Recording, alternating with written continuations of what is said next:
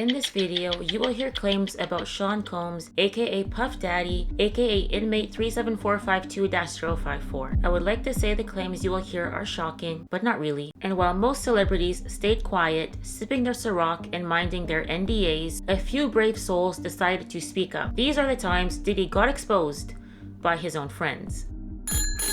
Hello everyone, if you are a new viewer, welcome. If you are a returning viewer, welcome back. If this is your second, third, fourth time watching one of my videos and you are not yet subscribed, we already go together. Okay, make it official and hit that subscribe button. Today, I'm going to be reacting to some clips of friends, or should I say former friends, of Diddy who have exposed him. The first clip is from a Vlad TV interview with a rapper named Chopper. Who is that, you're probably wondering? Well, that is a great question. Some of you guys may remember back in the early 2000s, Diddy had a show called Making the Band, and in the end, he selected a group of 6 people to form a group called Da Band. I have heard Chinese restaurants with more creative names like Tun Fat or Walk This Way. Anyways, one of the members of the group Da Band was Chopper, and this is what he said about Diddy. I'm just saying. I walked in the room and I seen Diddy kissing a powerful person who done a lot of things in the music industry since the late 80s. How did you feel when you saw that? I was disgusted. Okay. That's how I felt. It was uncomfortable to my eyes. So Diddy kisses this man, and then he looks over at you. They were tonguing. They were tonguing. Yeah.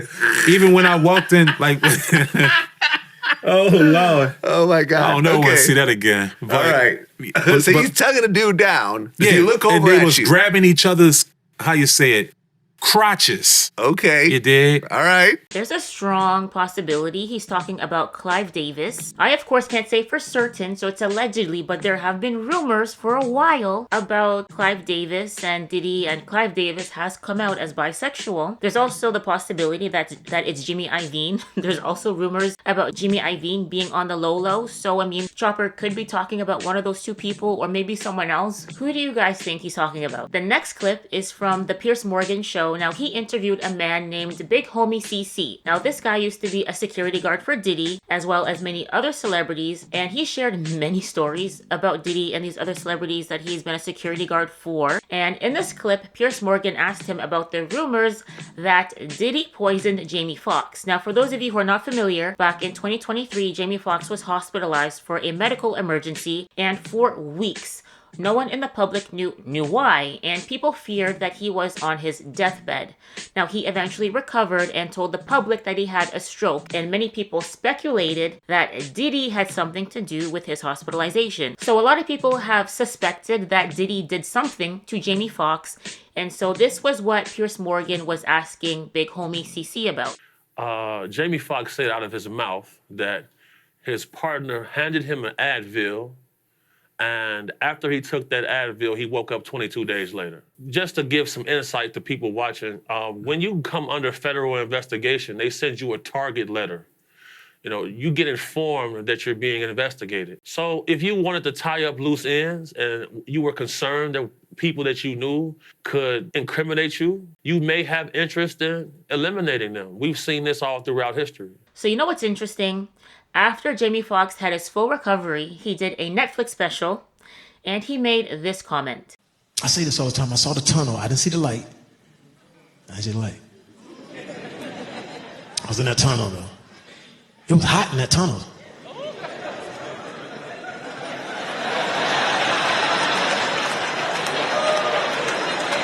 Shit, am I going to the wrong place in this motherfucker?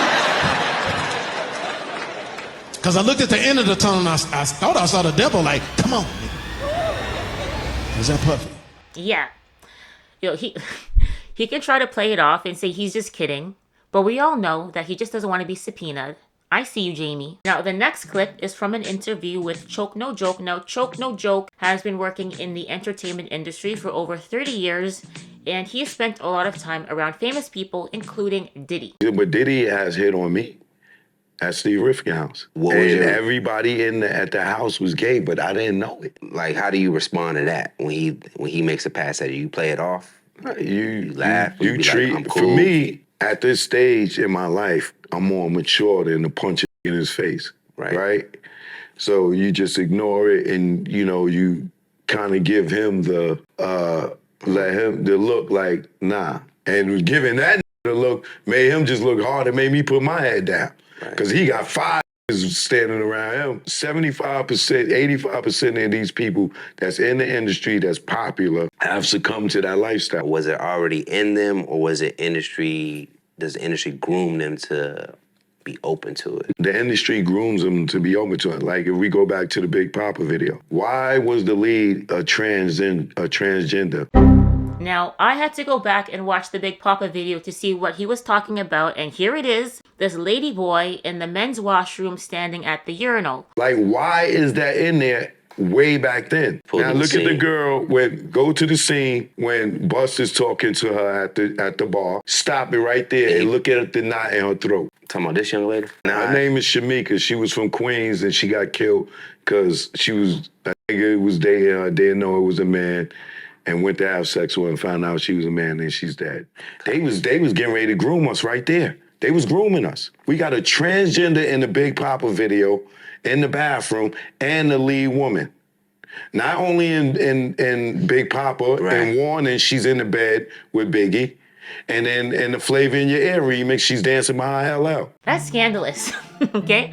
And one thing you guys who watch my channel know is that NissCee likes to do research. So I got on the Googler and I tried to find this story about a transgender person named Shamika who was unalived for being a transformer by a guy that she was, dating.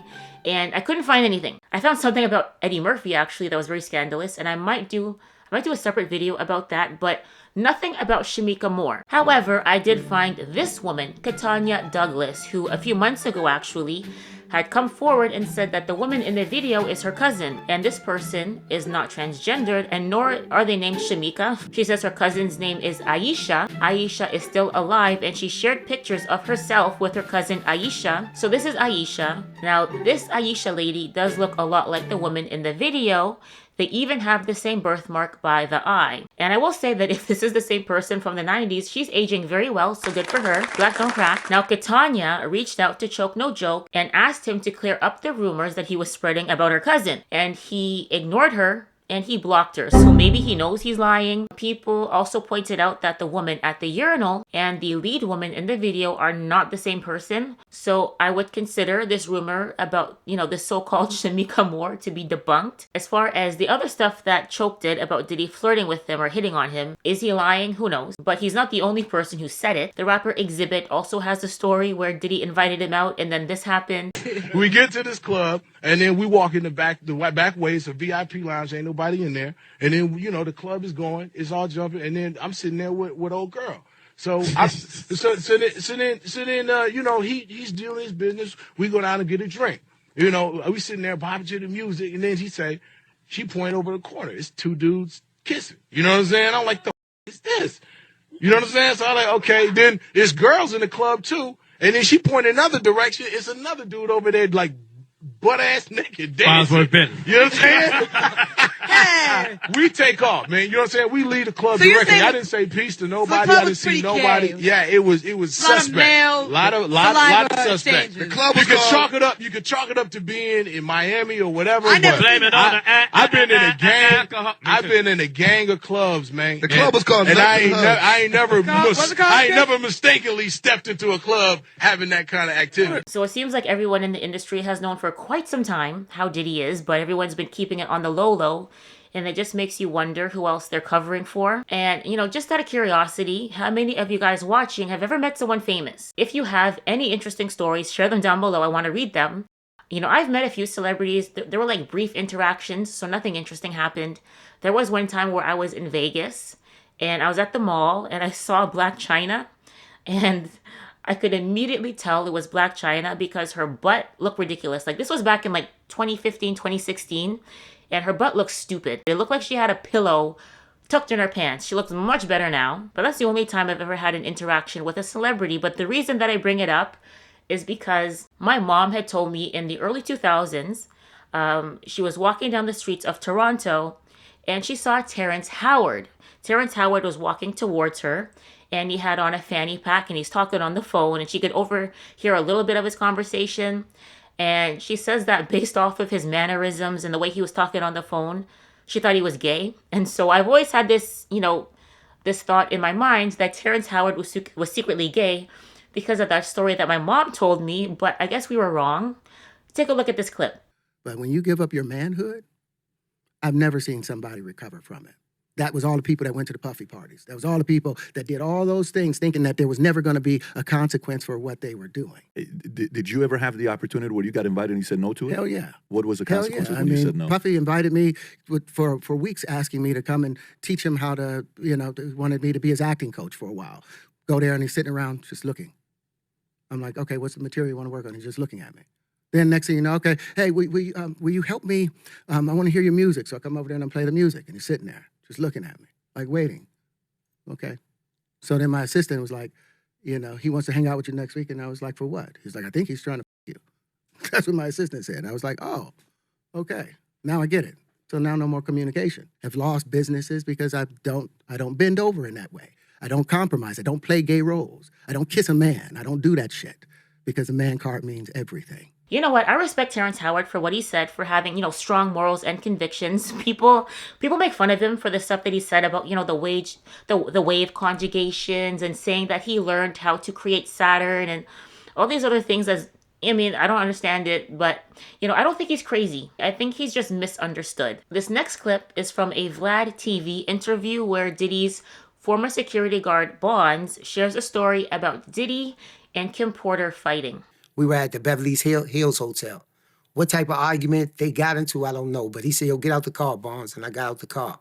And next thing I knew, I seen the car rumbling, shaking, this, that, and the other. So then I opened up the door and said, yo, we in front of the Beverly Hills Hotel. So then Kim got out the car, she fixed her hair, and she said, I want to explain. Put your hands on me again.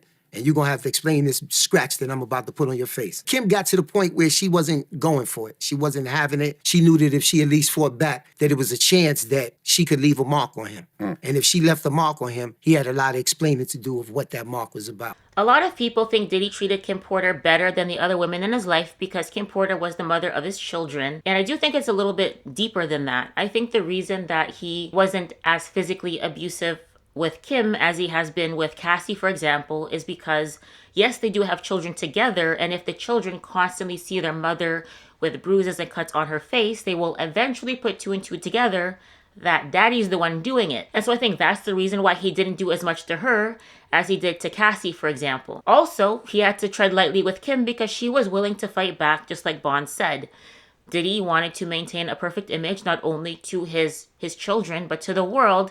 And so he used to tread lightly with Kim because Kim was willing to scratch his face. Anyways, that is all I have for this video. If you liked it, please don't forget to hit the like button. If you are not yet subscribed, please don't forget to hit the subscribe button. I will have 2 more videos for you guys in the end cards. I'll see you guys in the next one. Take care. Bye.